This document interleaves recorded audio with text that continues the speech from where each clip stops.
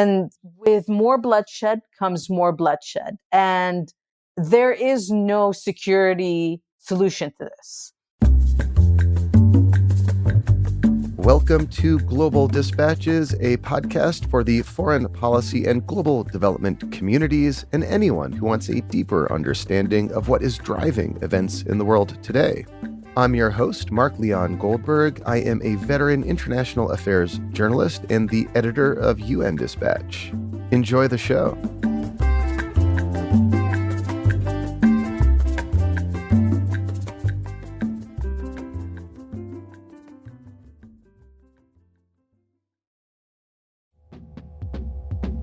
We are in the midst of an escalating cycle of violence in Israel and Palestine. On Thursday, January 26, Israeli forces killed at least 9 people in a raid in the Jenin refugee camp in the West Bank. The following evening, a Palestinian gunman killed 7 people outside a synagogue in East Jerusalem. More violence followed over the weekend, and as I record this on Monday, January 30th, Anthony Blinken is in Jerusalem and Ramallah in an attempt to prevent the situation from deteriorating further. I caught up with journalist Dalia Hatuqa, who has been reporting from Israel and Palestine for many years. We kick off discussing some of the broader context in which this escalatory cycle of violence has emerged. This includes a 10-month-old series of stepped-up raids by Israel into the West Bank and Gaza, known as Operation Break the Wave, which commenced following a series of knife attacks against Israelis last year. We also discuss why this current violence may or may not lead to a so-called Third Intifada and the link between Israel's new hard right-wing government and this apparently devolving crisis. The situation is very much in flux and unpredictable at time of recording, but this conversation will give you very helpful context for understanding this crisis as it evolves and unfolds over the next few days, weeks, and months. Now here is my conversation with journalist Dalia Hatuqa.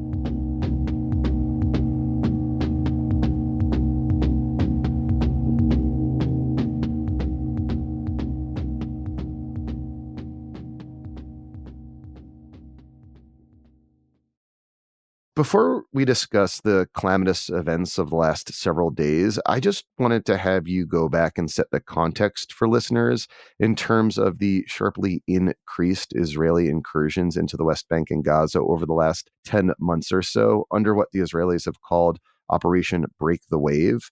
How have people in the West Bank and Gaza experienced this? So what's interesting is that every time a cycle of violence happens, such as the current one that you're talking about, is that we kind of tend to forget how these cycles happen to begin with. Usually the immediate culprit, so to speak, is either a shooting attack or an Israeli raid on a city that turns deadly. But these are just immediate reasons, so to speak. I think the larger context is that what we have here is a pretty lengthy occupation, or, for people who do not like to use that word, military rule by Israel of Palestinians in the West Bank, and a siege on Gaza as well that's also being put into place with the backing of Egypt. And as you may well know, once you put people under that kind of pressure, and this is by no means a way to kind of give excuses or anything of the sort as to why these cycles of violence happen. This is just the context in which they happen. And even before the shootings happened on Saturday, where 7 Israelis were killed in occupied East Jerusalem, up until this year, 30 Palestinians had been killed. So there's a lot of action and reaction, but also there's always something simmering beneath the surface. Now, to just get to the cycle that we're talking about right now, as I mentioned, 7 people were killed in an attack outside a synagogue in occupied East Jerusalem on Friday. On Saturday, a 13-year-old Palestinian boy shot and seriously injured 2 Israelis near the Old City. This came after 9 Palestinians were killed on Thursday and dozens were injured in an Israeli military raid on Jenin. And as I mentioned, Israeli forces have killed some 32 or 33 Palestinians this month. I think it's worth explaining that basically Israel has adopted a policy in which the military rule of Palestinians is treated like a security problem rather than a political one. There has been very little effort, I would say, even as way back as 2014, where there's been no attempt to find a political solution to anything. And this has been Netanyahu's real innovation on the political stage in more recent years, is to abandon the pretext of a political solution, the two-state solution, or anything really, and instead treat this as a security problem first and foremost, right? And it's in that context, and I'm curious to learn from you how his newly formed government since December, a very kind of hardcore right-wing nationalist government, is approaching or changing that dynamic in any meaningful way. I would first start off by saying that Israel's had little in the way of international pushback, even as it's moved further and further to the far right and increased its hold over Palestinian life.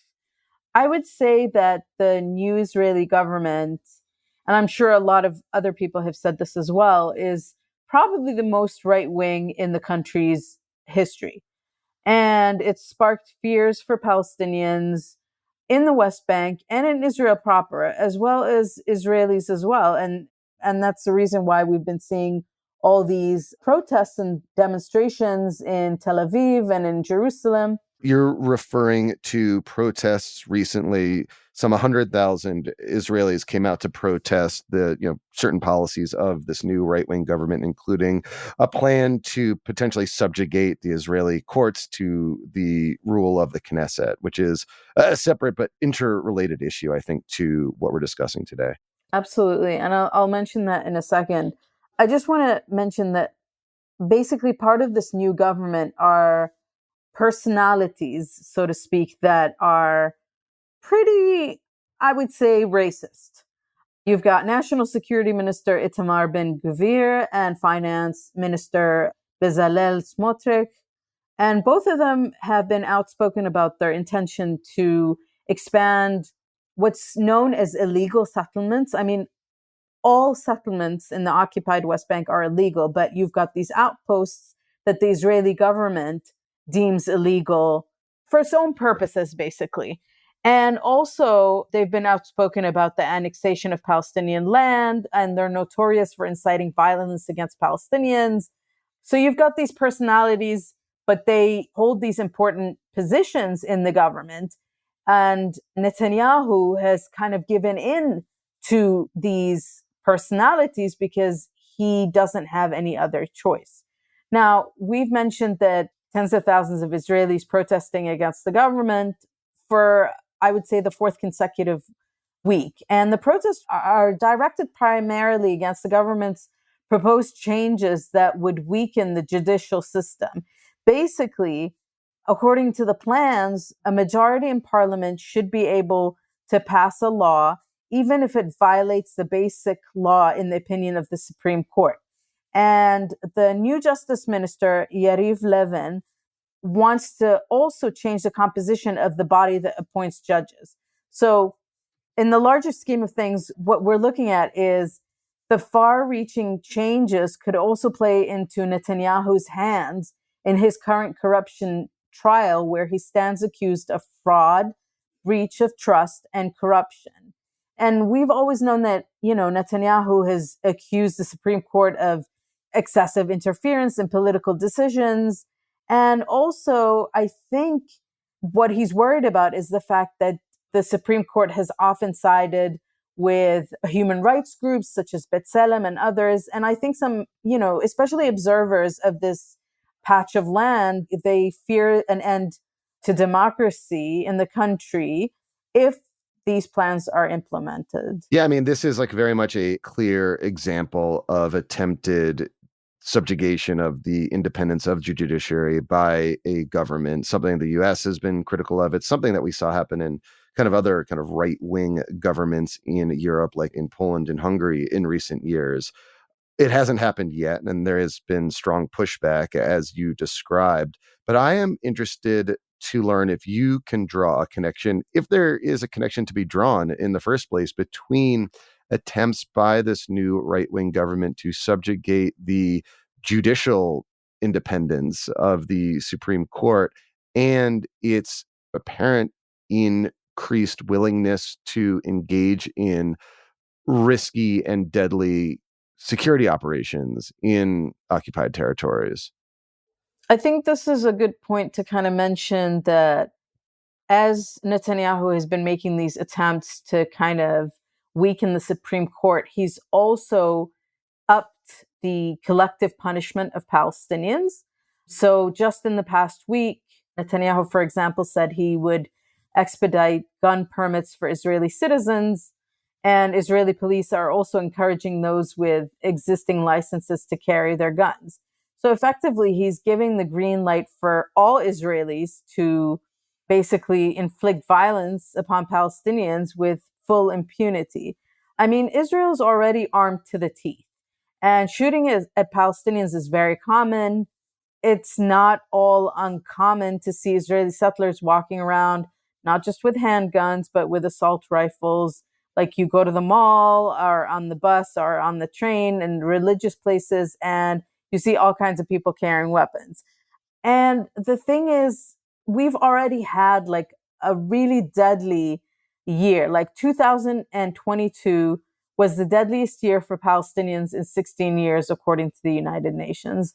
And among those killed, you probably know, is Al Jazeera journalist Shirin Abu Akleh.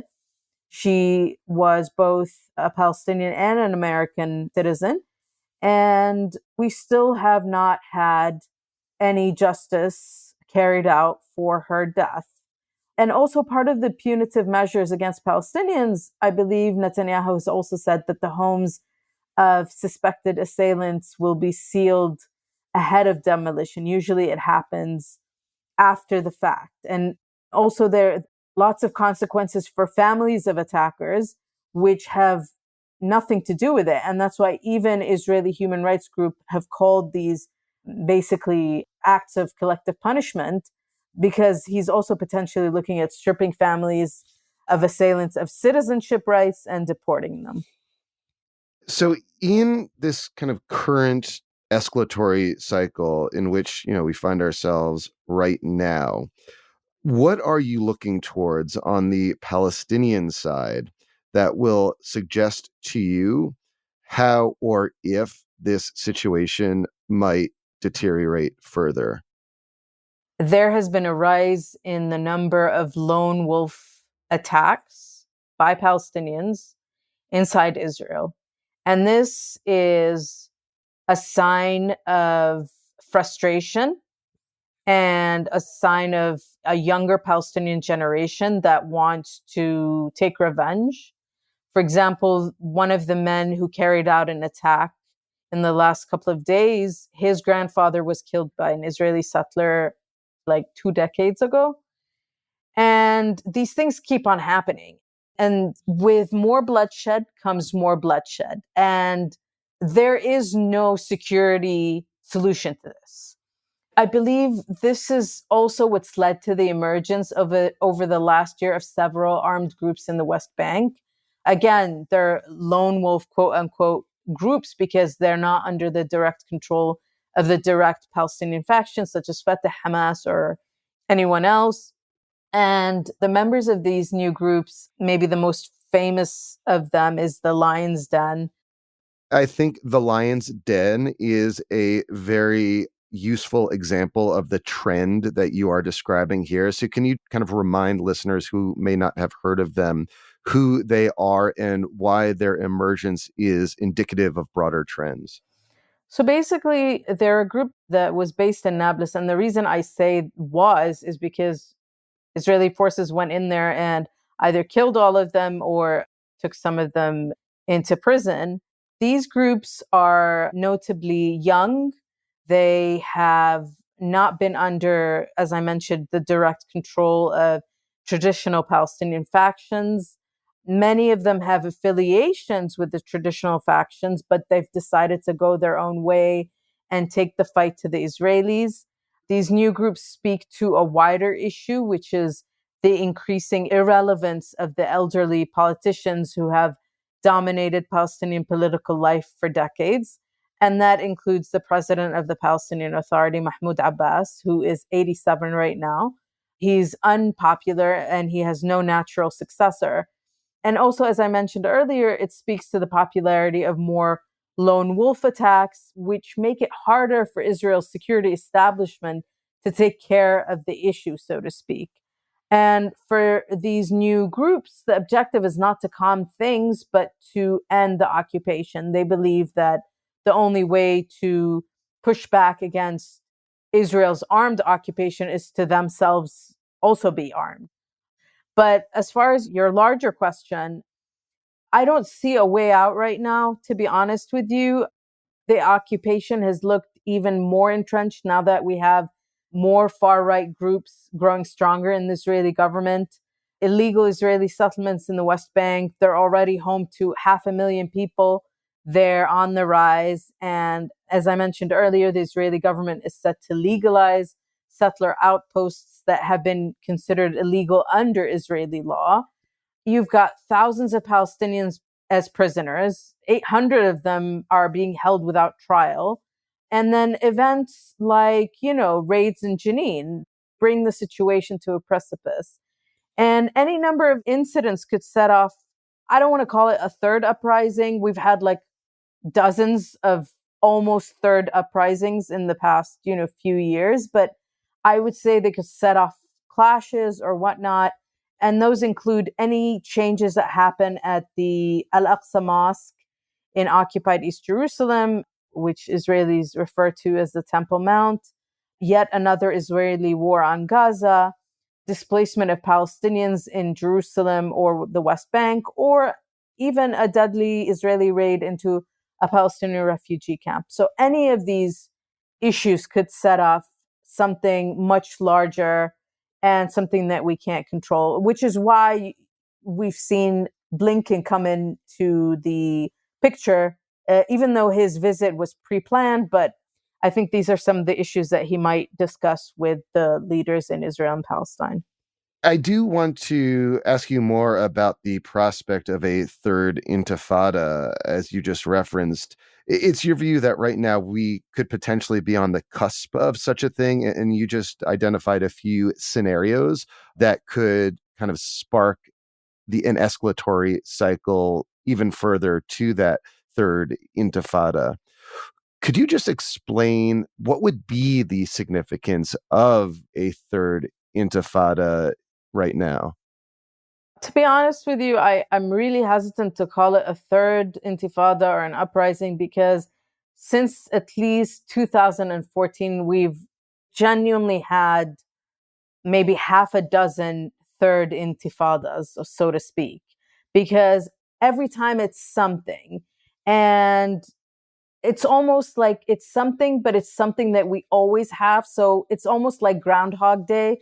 So the status quo at the Al Aqsa Mosque, which dictates that basically Jews cannot pray at that area, could change and that could spark all kinds of clashes, which it's done before. I mean, the second intifada in 2001 was, ignited because then Israeli Prime Minister Ariel Sharon decided to take a trip or make a visit there. And that was the spark basically for that second intifada.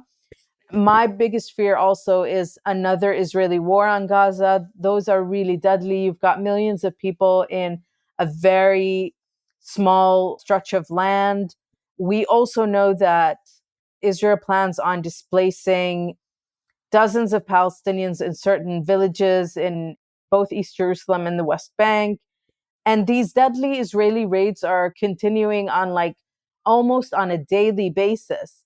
And I'm honestly like not sure if any of these things will, be large enough to set off what we want to call a third intifada or uprising. But whatever it is that they do, it's dangerous. It sets us back years. All this time while the Americans are kind of watching and not really doing much. And I believe that the Americans have a very strong position that they can take, and they have the kind of position to make a change because of the close relationship that Washington and Israel have. Does this current moment strike you as just kind of feeling different than other previous moments of crisis over the last few years? Or is this just kind of more of the same? I mean, sadly, it's more of the same, but there are a few differences. Like I said, you've got like more lone wolf attacks, you've got these little armed groups of young men, things of that nature. But also, I think the fear is that Israel right now, especially with this right wing government, has zero qualms about going, full security military option on Palestinians. I mean, what we saw with Shirin Abu Akleh, killed with impunity. And this is something that's stirred fears among journalists who, quite honestly, are now a little more hesitant to go and do their jobs like they used to in the past. It's different on small, like micro levels. In the larger context, I think maybe I've been covering this place for like far too long, but I'm just like, oh God, it's Groundhog Day, It's like this amount of people has been killed, and then there's a retaliation and whatnot. And that's the thing, you just don't know what's going to happen. It could either just poof, like nothing's happening anymore, or it could like snowball into something bigger. But my guess is that with Blinken's visit, there's going to be attempts by him and the Egyptians to kind of put a lid on things and maintain the status quo, which is not sustainable because these things will always happen as long as Israel is occupying another people. Then we're not going to be able to see any kind of solution unless a political one is made. So really a lot is riding on Blinken's visit to the region, which was, happened. We're speaking Monday, January 30th. He recently touched down. Are there any concrete or specific outcomes you'll be looking towards from the Blinken visit that will suggest to you that indeed he has impressed upon the Israelis to perhaps act with more restraint? And are there any potential inroads he could make when he visits Ramallah during this visit as well? So Blinken, is in Jerusalem and Ramallah today and tomorrow. He is slated to meet with Netanyahu. He probably already met him, and with Mahmoud Abbas, respectively. The thing is the trip had been planned with Netanyahu's new extreme right-wing government being the focal point. And then, there are concerns over the future of Israel's so-called secular values and the stalled peace talks with the Palestinians. But the trip has taken on a new urgency after, the death of 9 Palestinians and the 7 Israelis and the attacks in Jerusalem. And I think that Blinken, will probably do a lot of what other administrations have done. He'll repeat like US calls for calm. He'll emphasize Washington's support for a two-state solution. The interesting thing is that US officials have already admitted that longer term peace talks are not likely to happen in the near future. I mean, the last time we had any kind of talks was, I believe, 2014 when John Kerry was around. And, when Blinken meets with Abbas, I mean, who does Abbas represent? He's been president for as long as I can remember, which is 2 decades. And his popularity is almost non-existent. And so he's going to ask him, to take steps to de-escalate tensions. This is what the State Department was telling us, reporters. But the thing is Abbas does not have any kind of power to do any of that. Not only does he lack popularity, but also, he functions under the watchful eye and the fist of the Israeli military rule. So it's not like he can do anything. I think the interesting thing would be that Blinken is going to call for the preservation of the status quo at the Al-Aqsa Mosque compound. That might reach or bring us something substantial, because a lot of far right ideologues, have been making these visits to the site, and these have set off fears of violence. And then we've had calls by Jordan, which is the custodian of holy Muslim and Christian sites in Jerusalem, to maintain the status quo. So I think the United States, with its close relationship to Israel, can take a lead on that. It can also take a lead on Middle East diplomacy, but I doubt that Blinken could achieve any breakthroughs. I think the absolute best they can do is to kind of keep things stable to avoid another May 2021, which is, I'm referring to the 11 days of fighting when Israel basically fought with Hamas during that time, and it ended with an Egyptian brokered ceasefire. So I expect Blinken to repeat the traditional U.S. positions rather than break new ground. And I guess the trip itself is the message. And finally, I would say Blinken will ask Abbas to do more, but it's not really clear what he can do, what he or the Palestinians can do. Dalia, thank you so much for your time. I appreciate you speaking with me. Thank you.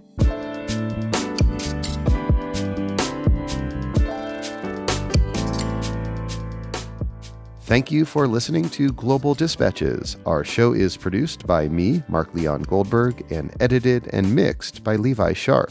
If you have questions or comments, please email us using the contact button on globaldispatchespodcast.com. Before you go, do take a moment to show your support for the show by becoming a premium subscriber. If you're listening on Apple Podcasts, you can do so with a couple taps of your thumb. If you're listening elsewhere, you can go to patreon.com/globaldispatches. We rely on support from listeners to continue to do what we do far into the future, and by becoming a premium subscriber, you will unlock access to our entire archive of hundreds and hundreds of episodes. Please rate or review the show on Apple Podcasts.